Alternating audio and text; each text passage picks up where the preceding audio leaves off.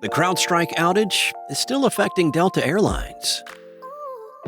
Google isn't killing third-party cookies in Chrome after all. And Condé Nast accused AI search startup Perplexity of plagiarism. It's Tuesday, July 23rd, and this is Engadget News.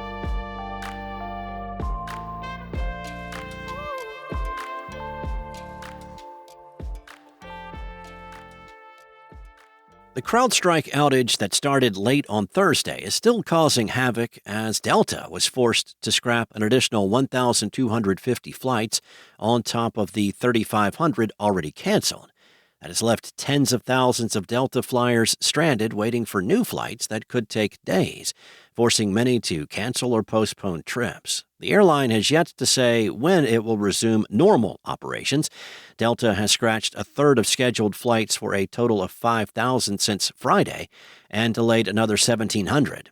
CrowdStrike's software update affected 8.5 million Windows devices, causing many to go into a boot loop that could only be recovered by technicians with direct access to machines. According to CrowdStrike, the problem turned out to be a faulty sensor designed to detect malicious activity that triggered a logic error that resulted in an operating system crash. Delta was the worst hit, with United a distant second, with about 9% of its flights canceled Sunday. At first, United and Delta told stranded travelers that they would not cover any bills or costs since the CrowdStrike crash was out of their control. However, U.S. Transportation Secretary Pete Buttigieg later stepped in and said that he considered the situation self-inflicted, so carriers would need to cover food, transportation, and lodging costs for any delays longer than 3 hours as required by law. CrowdStrike said yesterday that a significant number of devices are back online, and the company is reportedly close to rolling out an automatic fix to the issue. Also heavily impacted by the outage are healthcare and other public services in the U.S. and U.K., with the NHS warning patients that there may still be some delays.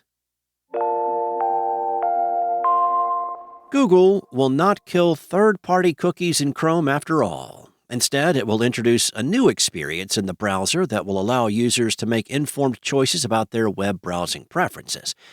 Google said that killing cookies would adversely impact online publishers and advertisers. This announcement marks a significant shift from Google's previous plans to phase out third-party cookies by early 2025. Google will now focus on giving users more control over their browsing data. This includes additional privacy controls like IP protection in Chrome's incognito mode and ongoing improvements to Privacy Sandbox APIs. Google's decision provides a reprieve for advertisers and publishers who rely on cookies to target ads and measure performance. Over the past few years, the company's plans to eliminate third-party cookies have been riding on a roller coaster of delays and regulatory hurdles. Initially, Google aimed to phase out these cookies by the end of 2022, but the deadline was pushed back to late 2024 and then to early 2025 due to various challenges and feedback from stakeholders, including advertisers, publishers, and regulatory bodies like the UK's Competition and Markets Authority.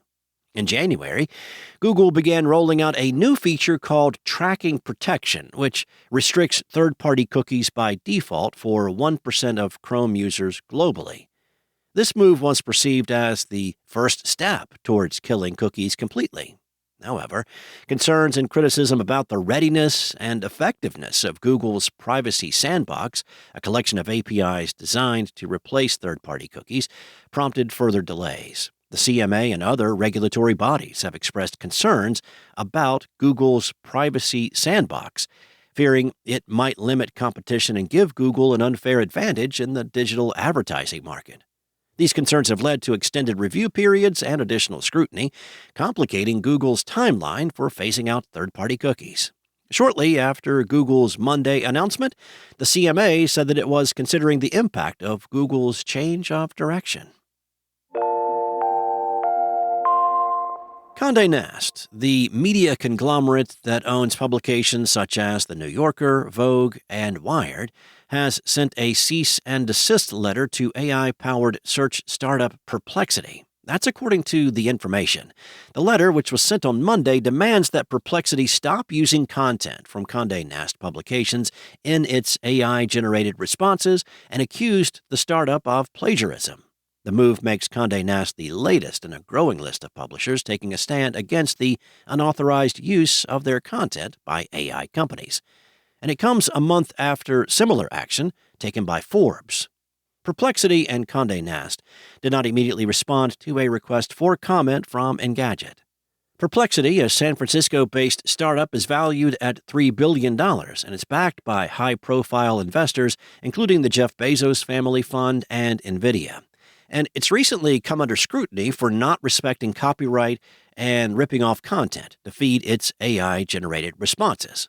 The controversy surrounding the company extends beyond copyright concerns. A recent investigation from Wired revealed that the startup's web crawlers do not respect robots.txt, a type of file that website owners can use to block bots from scraping their content.